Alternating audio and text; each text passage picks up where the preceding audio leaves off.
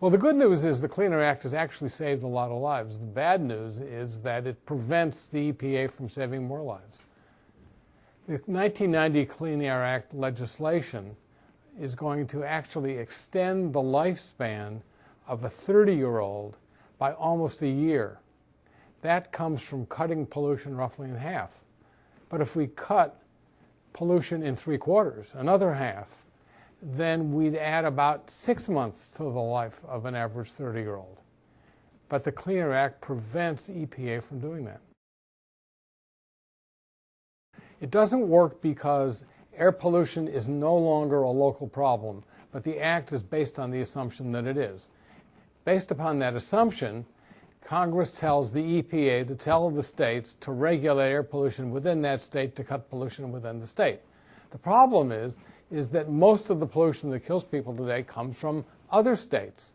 And the Clean Air Act does not have an adequate way to deal with that problem. The administration's tried under Clinton, they tried under Bush too, actually, and they've tried under Obama, but they can't make it fit with the Clean Air Act.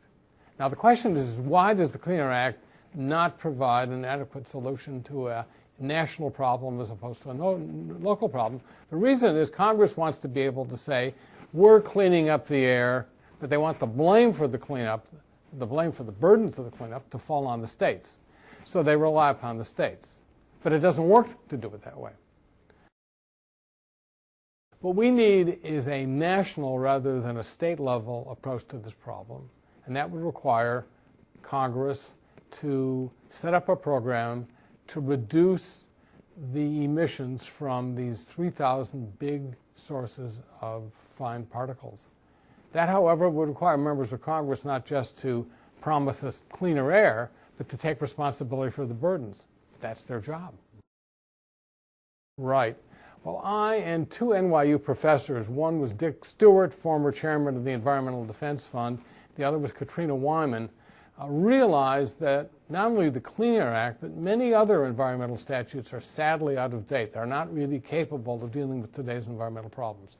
So we got together a group of 50 environmental law experts from across the political spectrum and got them together and said, let's talk about how to update, to modernize the environmental statutes to deal with today's problems, including climate change, and to take advantage of what we learned about smarter ways of cleaning up the environment since the 1970s, when the current statutes really took their present form.